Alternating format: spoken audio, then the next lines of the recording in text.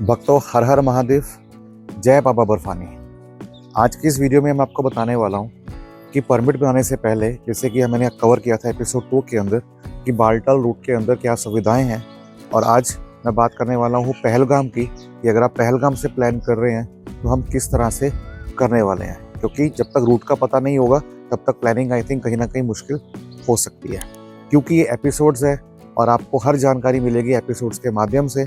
और मैं समझता हूँ कि अगर आप ये सभी एपिसोड जान लेंगे और समझ लेंगे तो आपको कोई भी दिक्कत आने वाली नहीं है श्री अमरनाथ जी यात्रा को देखते हुए।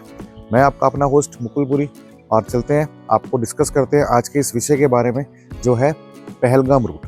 देखिए, सबसे पहले आपको क्या जानना है कि पहलगाम रूट की डिस्टेंस कितना किलोमीटर का है। अब हम बात करें जम्मू से, तो अगर आप जम्मू से आ रहे हैं तो कॉन्वॉय मिल जाएगा आपको। और अगर कॉन्वॉय में नहीं आ रहे हैं, आप वंदे भारत ट्रेन से आ रहे हैं, जो कि फिलहाल चलती है आपकी जम्मू से, ना कि जो फिलहाल चलती है आपकी कटरा से, ना कि जम्मू से, तो उसके लिए आपको कटरा आना पड़ेगा और वहाँ से आप पकड़ेंगे वंदे भारत। लेकिन यहाँ पे एक पेच है।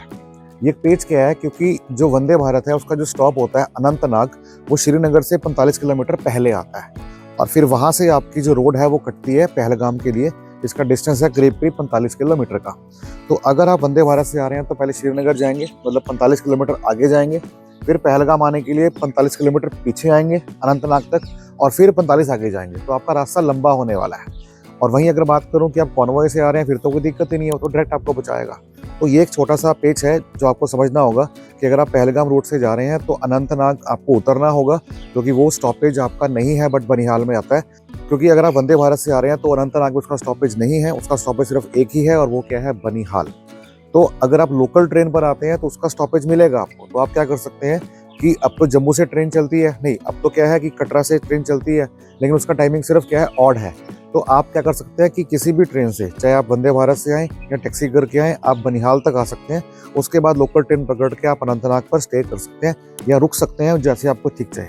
तो आपका डिस्टेंस बचेगा। तो पहलगाम में सिर्फ एक ही पेच आता है, वो क्या है कि ट्रेन से अगर आप आएंगे तो दिक्कत आपको यही होने वाली है, अदरवाइज कोई दिक्कत नहीं है। बात करते हैं ट्रैकिंग की, क्योंकि ट्रैक हमने करना है तो कितने किलोमीटर्स का है। तो कंपैरेटिवली करें अगर बालताल से, तो यहाँ पे आपका डिस्टेंस होने वाला है 32 किलोमीटर का। ठीक है, एक्चुअल में 48 होता है, लेकिन 48 जो डिस्टेंस है ना, वो आपका टैक्सी से कवर होता है 16 किलोमीटर का चंदनवाड़ी तक। मतलब हम पहलगाम आएंगे, अपनी गाड़ी पार्क करेंगे, अगर हम कॉन्वॉय में आते हैं तब भी हमको वहीं उतारा जाएगा, और उसके बाद हम ट्रैक शुरू करेंगे आपका टैक्सी करने के बाद चंदनवाड़ी पहुंचने पर। लेकिन हम बात कर रहे हैं पहलगाम रुकने की जगह क्या है, तो बहुत सारे होटल्स हैं। लेकिन अगर आप कैंप में जाएंगे तो फिर आपको कैंप से बाहर नहीं निकलने देंगे, आपको सुबह ही छोड़ा जाएगा 4 या 5 बजे के आसपास। तो ये एक बड़ा पेच है, और नथिंग एल्स। अगर सोचो कि मैं कश्मीर जा रहा हूँ, पहलगाम जा रहा हूँ तो थोड़ा घूम के आऊँगा, ऐसा नहीं होगा। क्योंकि एक बार आप कैंप के अंदर गए फिर आप बाहर नहीं आ पाएंगे, आप कुछ भी कर लीजिए। ठीक है, so this is the part. तो अगर आप रुकते हैं होटल के अंदर फिर तो कोई दिक्कत ही नहीं है, फिर कोई समस्या नहीं है होटल रुकने की। फिर आप होटल से बाहर आएंगे, सुबह टैक्सी करेंगे शेयरिंग, और सीधा आपको उतार देगा कहाँ पे, चंदनवाड़ी एक्सेस गेट। यहाँ पे आपका कार्ड स्कैन होता है, जो आपका RFID कार्ड होता है। उसके बाद फिर आपको आगे जाने दिया जाता है। अब हम बात करते हैं खाने और पीने की सुविधाओं की। तो बहुत सारी सुविधाएं हैं खाने पीने की, बहुत सारे भंडारे हैं यहाँ पे, तो किसी तरह की दिक्कत नहीं होती। लेकिन अगर आप पहलगाम से जा रहे हैं ना, तो आपको एक चीज़ जानने लेनी है। लेकिन अगर आप पहलगाम से जा रहे हैं ना, तो आपको एक चीज़ जाननी है जो कि बहुत ज़रूरी है। वो क्या है कि कितना टाइम आपको लगने वाला है पहलगाम रूट से। क्योंकि बहुत से लोग जाते हैं पहलगाम रूट से, को ये नहीं पता होता कितना किलोमीटर है। मोटा मोटा ही पता होता है कि यार 32 किलोमीटर का ट्रैक है, लेकिन 32 किलोमीटर में पड़ाव कौन कौन से आते हैं और आपकी प्लानिंग क्या है, ये बहुत मैटर करती है। क्योंकि अल्टीमेटली आपको जाना अगर पहलगाम से है तो आना कहाँ से है, बालटाल रूट से, ऑब्वियस सी बात है। लेकिन हम पहलगाम रूट चुनेंगे क्यों, उससे बड़ा सवाल। क्योंकि भगवान शंकर भी इसी रूट से गए थे, इसीलिए कहा गया है कि ये यात्रा का सबसे महत्वपूर्ण पार्ट है, मार्ग है। ये जो है आपका मेन रूट है, पारंपरिक मार्ग को बोला गया है, जहाँ से भगवान शंकर आगे गए थे। तो चंदनवाड़ी में भगवान शंकर ने अपना चंद्रमा उतारा था। ठीक है, शेषनाग में अपना शेष का जो नाग है, जो नाग देवता है, उनको उतारा था। उसके बाद जब महागुना टॉप गए तो फिर वहाँ पे जाके उन्होंने अपने गणेश जी को छोड़ा था। ठीक है, जब पंचतरणी आया तो जिनके पंच तत्व थे उनको वहाँ पर छोड़ा। तो कहीं ना कहीं इन चीज़ों से लिंक है और ये रियलिटी है। तो अगर आप यात्रा का अनुभव सही से करना चाहते हैं तो आई थिंक मैं सजेस्ट करूंगा आपको कि आपके लिए पहलगाम रूट सही है। लेकिन दोनों में कंपैरिजन करने के बाद आपको बताऊंगा, जो कि नेक्स्ट वीडियो में आएगा एपिसोड नंबर 4 के अंदर, जिसके अंदर आपको मेंशन होगा कि आपके पास कौन कौन से कंपैरिजन के पॉइंट्स हैं जो आपको गाइड करेंगे, आपको हेल्प करेंगे, मदद करेंगे कि मैं कौन से ट्रैक पर जाऊँ। तो फिलहाल तो मैं आपको बता रहा हूँ कि पहलगाम रूट में होता क्या है। ठीक है, अब हम जो बात करते हैं ट्रैक की, तो 16 किलोमीटर जो आपका है चंदनवाड़ी तक का डिस्टेंस, वो तो आप बाय टैक्सी से फिर कवर करने वाले हैं, ठीक है। अब पीछे कितना रह गया, पीछे रह गया आपका 32 किलोमीटर। अब 32 किलोमीटर जो है ना, ये आपके लिए बहुत इंपॉर्टेंट है। ये समझना कि आपके लिए पड़ाव कौन से आने वाले हैं और कितने दिन आपको लगने वाले हैं उसको करने के लिए। देखिए, नंबर ऑफ डेज की बात करूं तो कम से कम 2 दिन और ज़्यादा से ज़्यादा 3 दिन, क्योंकि वहां पहुंचना ही नहीं है गुफा तक, आपको गुफा से पहुंच के दर्शन करके नीचे बालटाल से आना है, क्योंकि ऊपर जगह नहीं है। तो ये एक बहुत बड़ा पॉइंट है जो आपको समझाना चाहता हूँ, समझिएगा ध्यान से। चैनल पर नए है ना, सब्सक्राइब करना, फॉलो करना बिल्कुल ना भूलेगा, क्योंकि अगर आप इसको मिस कर देंगे, सब्सक्राइब नहीं करेंगे, तो आने वाला जो कंटेंट होगा आगे का, वो कहीं ना कहीं आप मिस कर देंगे। इससे आपको जानकारी अधूरी रहेगी, ठीक है। तो please like channel, subscribe, and हो सके तो अपने यात्रियों के साथ, अपने दोस्तों के साथ, अपने कुलीग्स के साथ जो जा रहे हैं यात्रा में इस वर्ष आपके साथ, उनके साथ भी आप इसको शेयर करें। तो बात करते हैं सबसे पहले चंदनवाड़ी से कहाँ पे, पिस्सू टॉप पे। सबसे पहला पड़ाव आपका आता है पिस्सू टॉप। खाने की चिंता आपने बिल्कुल भी नहीं करनी है। कहाँ पे, पहलगाम रूट के अंदर, क्योंकि जब आप टैक्सी करके जाएंगे तो गेट एंटर करते ही भंडारे लगे हुए हैं, आपको खाने को बड़ा अच्छा मिल जाएगा, कोई प्रॉब्लम नहीं है। तो चंदनवाड़ी में खाने को मिलेगा आपको। उसके बाद जब पिस्सू टॉप जाएंगे तो वहाँ पे भी खाने को मिलेगा। तो बहुत सारे ट्रैक्स के बीच में जगह जगह पड़ाव आते हैं जहाँ पे आपको खाने के ऑप्शंस मिल जाती हैं, ठीक है। कोई डरने की बात नहीं है। ये मत सोचना कि पहले पेट पूजा कर लें और फिर ट्रैक पे चलेंगे, तो आपका टाइम वेस्ट कहीं ना कहीं होने वाला है। तो सबसे पहला पड़ाव क्या आता है, चंदनवाड़ी पहुंच गए टैक्सी करके शेयरिंग, और यहाँ पे जो फेयर रहता है आपका, रहता है तकरीबन 50 से 70 रुपए के बीच में, और वो आपको वहाँ पे ड्रॉप कर देंगे। ड्रॉप करने के बाद अपना एक्सेस गेट एंटर करवाएंगे, स्कैन करवाएंगे और उसको क्रॉस कर देंगे गेट क्रॉस करने के बाद फिर क्या होगा, फिर आप अपना ट्रैक स्टार्ट करेंगे। तो यहाँ पे आपकी असली परीक्षा शुरू होती है अपने नीज की। तो जो चंदनवाड़ी से पिस्सू टॉप है, सबसे हाईएस्ट पॉइंट वही है ट्रैक का। कोई चढ़ाई आपकी यूँ खड़ी है, ठीक है। पहले तो वो 2 किलोमीटर का था जो ओल्ड रास्ता था, लेकिन अभी नया रास्ता हो गया, तो वहाँ पे तकरीबन रास्ता है 2.25 से 3 किलोमीटर का। तो जब वो 3 किलोमीटर ट्रैक करके ऊपर जाएंगे तो वो उसमें डस्ट भी काफ़ी रहती है। तो आपको, जैसे मैंने बताता हूँ हर यात्रा के अंदर, कि अपना कवर, फेस, हैट और गॉगल्स अपने पास रखने हैं ताकि आपको प्रॉब्लम ना हो, ठीक है, डीप ब्रीदिंग करने में, ताकि प्रॉब्लम ना हो, ब्रीदिंग करने में एलर्जी आपको ना हो, इसीलिए। तो जब 3 किलोमीटर चल के ऊपर पहुँच जाएंगे तो सबसे पहला पड़ाव आता है पिस्सू टॉप का। पिस्सू टॉप के बाद फिर आप जाएंगे शेषनाग। वहाँ आपका डिस्टेंस आता है कितना, 11 किलोमीटर का। टोटल कितना हो गया, 14 किलोमीटर। तो 14 किलोमीटर आपका डे 1 में होता है। ऐसे बहुत से लोग कहते हैं कि आपको पहले दिन शेषनाग पहुँचना होता है। तो अगर वो लोग कहते हैं कि शेषनाग आपको डे 1 में पहुँचना है, तो उस हिसाब से यात्रा आपकी पूर्ण होती है 3 दिन में, मतलब 3rd डे आप बालटाल नीचे आ जाते हो। लेकिन इसको हम 2 दिन में भी कर सकते हैं। तो 2 दिन में करने के लिए आपको क्या करना होगा, उसकी प्लानिंग करनी होगी। तो वही मैं आपको यहाँ बताने वाला हूँ, बात को समझना ध्यान से। शेषनाग जो है, जैसे मैंने आपको बताया कि आपका 11 किलोमीटर है, कहाँ से, पिस्सू टॉप से। तो 11 और 3 14, तो 14 किलोमीटर चले। तो 14 किलोमीटर चढ़ने के लिए आपको कितना टाइम लगेगा, ये आपके लिए मैटर करता है, ठीक है। ये आपका स्टेमिना बताएगा कि क्या आप 14 किलोमीटर कवर करने के लिए आप 5 घंटे ले रहे हैं, 6 ले रहे हैं या 7 ले रहे हैं। ये आपके ऊपर डिपेंड करता है। बहुत से लोग 8-9 घंटे भी ले लेते हैं अगर फिट नहीं होते हैं, तो ये एक समझने वाली बात है। अब क्या रहता है कि जो शेषनाग है, वहाँ पे रहता है आर्मी का चेक पॉइंट, जो ये कहता है कि आपको हर हाल में, अगर आप 1 बजे से पहले क्रॉस कर जाते हैं तो फिर आपको आगे जाने दिया जाएगा, और अगर आप 1 बजे तक क्रॉस नहीं करते हैं तो फिर आपको आगे जाने नहीं दिया जाएगा। तो जो क्रॉस कर जाएगा वो आगे निकल जाएगा, और जो क्रॉस नहीं कर सकेगा तो वो आगे नहीं निकल जाएगा। तो आपको हर हाल में, अगर आपको यात्रा 2 दिन में करनी है, तो आपको उसको क्रॉस करना रहेगा। आपको शेषनाग को 1 बजे से पहले क्रॉस करना है, ताकि आप पंचतरणी या पोषपत्री पहुंच जाएं। अब ऐसा मैं क्यों कह रहा हूँ आपको बताऊंगा, लेकिन आप बात को समझिए कि शेषनाग रुकने पर कितना खर्चा होता है आपका। तकरीबन 550 से लेकर 650 रुपये का टेंट होता है जो आपको देना होता है, उसका चार्ज पर पर्सन।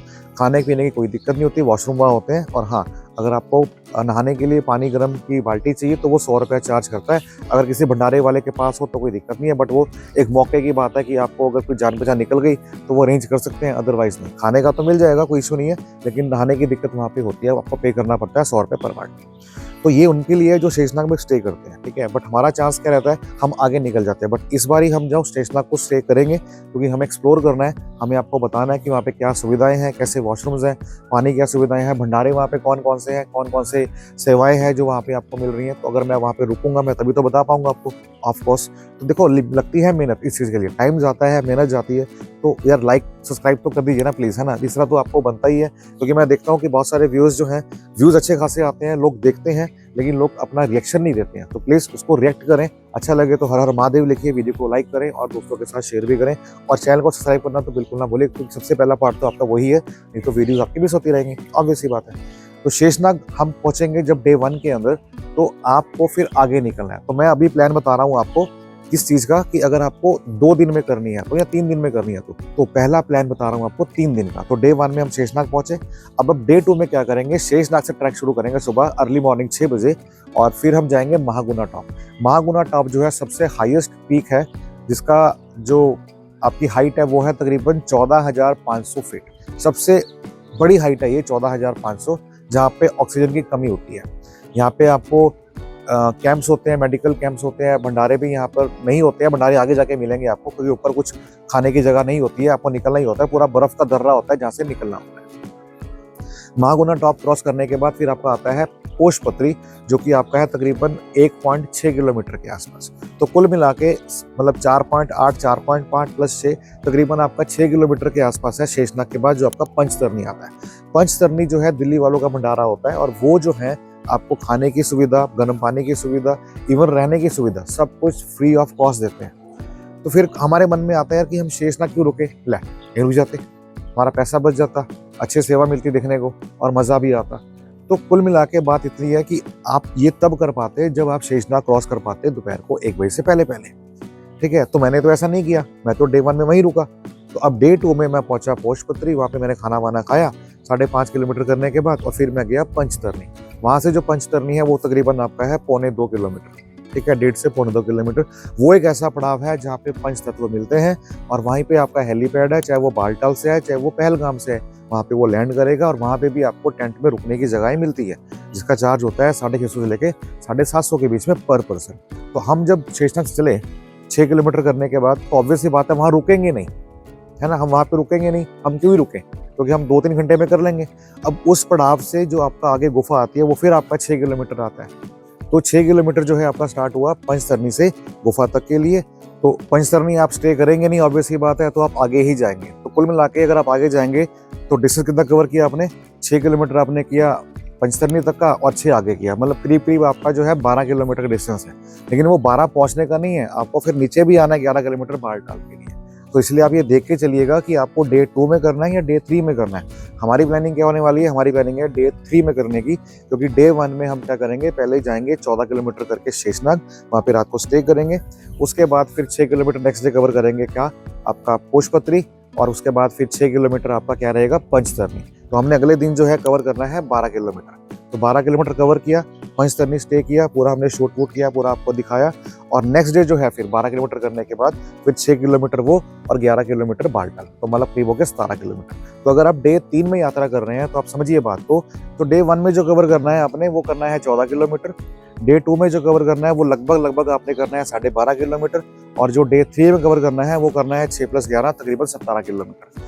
तो दिस इज द डिफरेंस। तो डे 3 में करते हैं यात्रा, तो आई थिंक वो कहीं ना कहीं ठीक रहेगी। और अगर आप 2 दिन में करने की कोशिश करेंगे तो फिर आपको बहुत ज़्यादा टाइम लगने वाला है।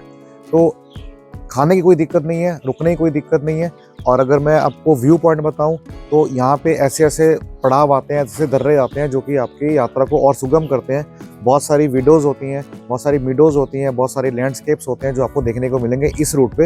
हालांकि वो आपको देखने को नहीं मिलेगा बालटाल पे, बट यहाँ पे आपको देखने को ज़्यादा मिलता है, क्योंकि यहाँ पे जो है रास्ते जो है ना वो ऐसे टिपिकल नहीं है, मतलब चढ़ाई जो है स्टीप नहीं है, आपकी ईजी टू मॉडरेट है, आप चल सकते हैं। हाँ, 2 पड़ाव है जो मैंने आपको बताया, वो है आपका चंदनवाड़ी से लेके पिसू टॉप तक, और उसके बाद बात करें आपका फिर शेषनाग से लेके महागुना टॉप तक। तो ये 2 टॉप ऐसे हैं जहाँ की चढ़ाई आपकी खड़ी है। तो 3 किलोमीटर और 4.5 किलोमीटर, मतलब यहाँ पे बात करेंगे 7.5 से 8 किलोमीटर है पूरे 32 किलोमीटर में, जो कि आपको टफेस्ट पार्ट झेलना पड़ेगा। रेस्ट जो है, बाकी पार्ट जो है वो ईजी टू मॉडरेट है। तो आई होप कि आपको समझ में आ गया होगा। और एक पॉइंट और आता है पंचतरनी से पिसू टॉप, सॉरी पंचतरनी से संगम पॉइंट, जहाँ पे बालटाल रूट और पहलगाम रूट जहाँ से लोग आते हैं, वक्त आते हैं, वो जॉइंट होते हैं आपस में, वहाँ वो पॉइंट मिल जाते हैं। तो वो जो डिस्टेंस है वो भी आपका तकरीबन 3 किलोमीटर का है। तो पंचतरनी से आपका जो गुफा है वो 6 किलोमीटर है, लेकिन उसके भी जो 3 किलोमीटर डिस्टेंस है आपका संगम पॉइंट तक, वो भी चढ़ाई आपकी स्टीप है। तो 8 और 3 11, तो कहीं ना कहीं 11 किलोमीटर जो है आउट ऑफ 32 जो आपके टफ रहेंगे, बाकी अदरवाइज वो आपके ईजी टू मॉडरेट है। तो ऐसे यूजफुल कंटेंट के लिए चैनल पर नए हैं, सब्सक्राइब करना बिल्कुल ना भूलिएगा, क्योंकि समय समय पर जानकारी आपको देना मेरा कर्तव्य है। और आपका काम क्या है, वीडियो को लाइक करना, शेयर करना और लिखना कमेंट हर हर महादेव, ताकि हमें ऐसे ही मोटिवेशन मिलती रहे। लगाए हाजिरी, जय शंकर।